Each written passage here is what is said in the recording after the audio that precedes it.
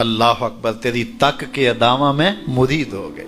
اس بوڑھی عورت کا قصہ بھی آپ نہیں بھول سکتے، جو گھر کا سامان باندھ کے اپنے دروازے پہ بیٹھی ہوئی تھی، اور اس نے سنا تھا مکے میں ایک جادوگر آیا ہے جسے ملتا ہے اس کا دین چھین لیتا ہے، کہیں ایسا نہ ہو کہ کہیں اس سے ملاقات ہو جائے اور وہ دین ہی میرا چھین لے، مجھے شہر چھوڑ دینا چاہیے۔ گھر کے تھڑے کے اوپر سامان باندھ کے بیٹھی ہے، حضور بھی گزرے، اس نے دیکھا تو کہا بھتیجے یہ سامان میرے سر پہ رکھ دے۔ حضور نے سامان اٹھایا، دیکھا تو بوجھل تھا، وزنی تھا، اور بڑھیا کو دیکھا تو کمزور تھی، تو کہا کہ بڑھیا اگر چاہو تو جہاں چاہتی ہو میں خود نہ چھوڑا۔ اس نے کہا اس سے بڑی مہربانی کیا ہوگی؟ حضور نے سامان اٹھایا ہوا ہے اور بڑھیا سے باتیں بھی کرتے جا رہے ہیں۔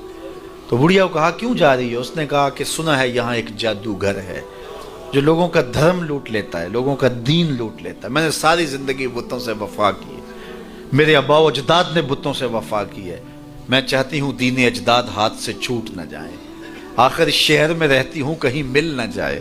خیر حضور نے کچھ نہیں کہا، اس کا سامان نہیں پھینک دیا کہ ٹھیک ہے تم پھر جاؤ۔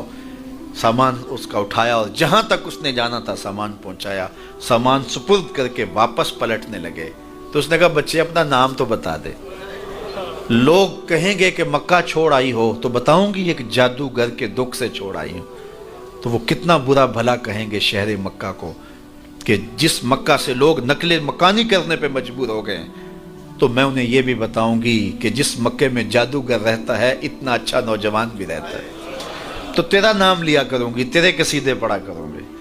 تو حضور علیہ السلام مسکرا پڑے، کہا بڑھیا جس جادوگر سے بھاگ کے آئی ہے وہ تیرے سامنے کھڑا ہے۔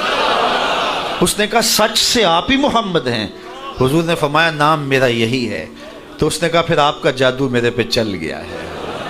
اللہ اکبر، تیری تک کے ادامہ میں مرید ہو گئے۔ لوگوں کی خدمت کریں، بوڑھوں کے کام آئیں، دکھیوں کے کام آئیں، مصیبت زدہ کے کام آئیں۔ حضور یتیم ہو کے یتیم پرور تھے، لاچاروں کی مدد کرتے، لوگوں کے گھروں میں پانی بھر کے دے دیتے، اور دکھیوں کے کام آ جاتے اور مصیبت زدوں کے کام آ جاتے۔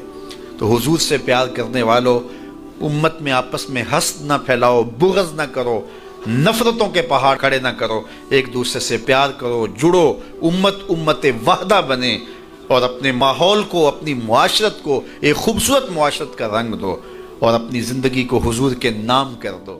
حضور علیہ السلام کی محبت سے معاشرے کے دکھ جو ہیں وہ سمیٹے جا سکتے ہیں۔ آقا کریم علیہ السلام نے محبت سے ہی معاشرت کو جو ہے وہ اپنے قریب کیا، اور لوگ ایمان کی دولت سے مالا مال ہو گئے۔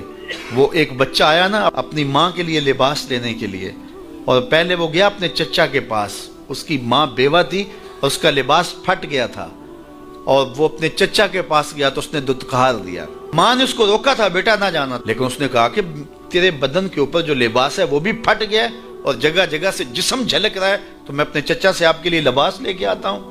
پھر جو رویہ اس نے اختیار کیا تو واپس روتا ہوا آ رہا تھا، تو کسی نے راستے نے پوچھا کہ کیا ماجرا ہوا؟ اس نے کہا چچا کے پاس گیا تھا ماں کے لیے لباس لینے، اس نے رلا کے بھیج دیا۔ اللہ اکبر۔ تو اس نے کہا کہ جا سین حرم میں محمد نام کا ایک شخص بیٹھا ہوا ہے، اگر تو اپنا دکھڑا اس کے سامنے پیش کرے تو وہ امید ہے تمہیں رد نہیں کریں گے، لیکن سن لے ان کا دین کوئی اور ہے۔ اللہ اکبر۔ اپنے ماں کے پاس آیا تو ماں کو کہا کہ چچا نے رلا کے بھیج دیا، لیکن آپ کی حالت مجھ سے دیکھی نہیں جا رہی۔ بچہ ابھی شعور کی منزلوں میں قدم رکھ رہا تھا، پہلے بہت چھوٹا تھا، اب اس کے اندر ایک جذبات تھے بچے کے اندر۔ تو ماں نے کہا کہ بیٹا نہیں، ان کے پاس نہیں جانا، سنا ہے کہ جو ان سے ملے دین دھرم چھین لیتے ہیں اس کا۔ اللہ اکبر۔ تو حضور علیہ السلام کے پاس جانے سے ماں روکنے لگی، لیکن بچے نے کہا کہ امی میں پکا رہوں گا، بتوں کا وفادار رہوں گا، تم اس ٹینشن کو، اس پریشانی کو چھوڑ دو۔ اور حضور کی خدمت میں حاضر ہوا۔ حضور صحن حرم میں چادر اوڑے بیٹھے ہوئے تھے، اور جا کے کہنے لگا میں پہلے بات آپ سے کر لیتا ہوں، آپ کا دین میں نے قبول نہیں کرنا۔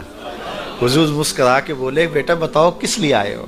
کہا میری ماں بے لباس ہے، میں آپ سے لباس لینے آیا۔ حضور نے چادر رحمت اتار کے اس کے کندھوں پہ ڈالا۔ اللہ اکبر۔ وہ واپس آ گیا اور ماں پر حضور کی چادر اڑائی۔ اللہ اکبر۔ اور ماں نے کہا کہ بیٹے اس نے اپنا دین تو نہیں تجھے دیا؟ کہا نہ، میں نے پہلے کہہ دیا تھا تیرے دین نہیں مانوں گا۔ ماں کہنے لگی پتر اس کا دین ماننا چاہیے، یہ جس نے رحمت کی چادر ہمارے سر پہ تان دی۔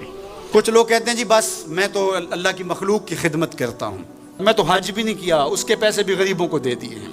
وہ تبلیغ کرتے ہیں لوگ کہ جناب قربانی کے پیسے بھی اگر غریبوں میں دے دیے جائے تو یہ زیادہ اچھا ہے، ان کی مدد ہو جائے۔ تو وہ اس خدمت خلق میں اتنا غلو کر جاتے ہیں کہ وہ اسلام کے شعار کا مذاق اڑانے لگ جاتے ہیں، اور جو عبادت والے ہیں انہیں ہمسائے کو دیکھنے کا موقع بھی نہیں ملتا۔ اور آپ جانتے ہیں کہ جب ایک بستی کو برباد کرنے کا حکم دیا گیا تو کہا کہ یہاں تو ایک شخص رہتا ہے جس کا سر سجدے سے اٹھتا ہی نہیں، کہا میرے بندوں کے اوپر قیامتیں ٹوٹیں اور ان کے اوپر ظلم اور جبر کے پہرے ہوں اور اس کے ماتھے پہ شکن نہیں آتا، اس کے سمیت ہی بستی کو لٹ کے رکھ دو۔ یار عبادت کرتے ہو لیکن ہمسایوں کا خیال بھی رکھو۔ میرے حضور علیہ الصلوۃ والسلام نے لعاب پھینکا نا تو صحابہ نے اپنے ہاتھوں پہ لے کے اپنے منہ پہ بن لیا۔ آپ نے عشق اور محبت کی لوک داستانیں بڑی سنی ہوں گی، لوگوں نے نہریں بھی کھودی، لوگوں نے محبوبوں کے لیے کیا کچھ نہیں کیا، لیکن آج تک آپ کو ایسا نہیں ملا ہوگا کسی محب نے محبوب کا لعاب بھی چاٹا ہو۔ کائنات میں یہ انوکھا باب ہے۔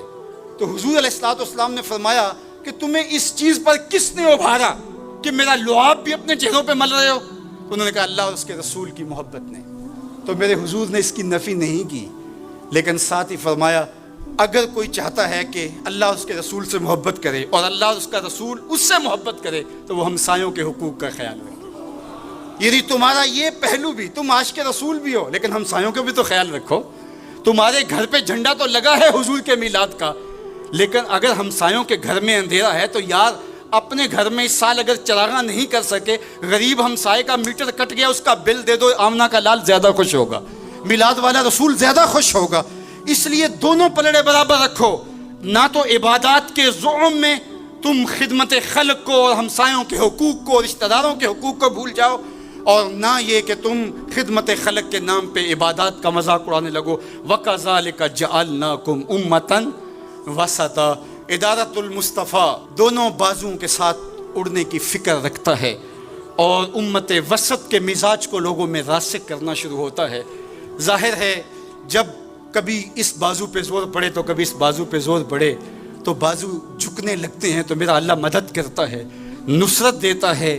تو کبھی ہمارے کسی بازو پہ فتویٰ بھی آ کے جو ہے وہ زور ڈالتا ہے، کبھی کسی فتوے کا میزائل لگتا ہے، لیکن ہم تو بلے شاہ کی بولی میں کہتے ہیں بلیا لوکی تینوں کافر کافر آکھن تو آہو آہو آکھ۔ ہمارا کام الجھنا تھوڑا ہے، ہم نے تو آگے بڑھتے ہی چلے جانا ہے، اور ہماری منزل تو مدینہ ہے، ہم نے تو اس کی طرف عازم سفر رہنا ہے۔ ادارت المصطفیٰ ایک فکر کا نام ہے، اور وہ فکر جو مدینے کی ضیاؤں سے پھوٹتی ہے، گنبد خضرا کے جمال کی روشنی ہے، اور وہ مصطفی نہیں ہو سکتا جس کے دونوں بازو میں سے ایک بازو شل ہو۔ حضور کی امت سے جس کو پیار نہیں ہے، حضور کی امت سے جس کو محبت نہیں ہے، حضور کی محبتوں کا کبھی بھی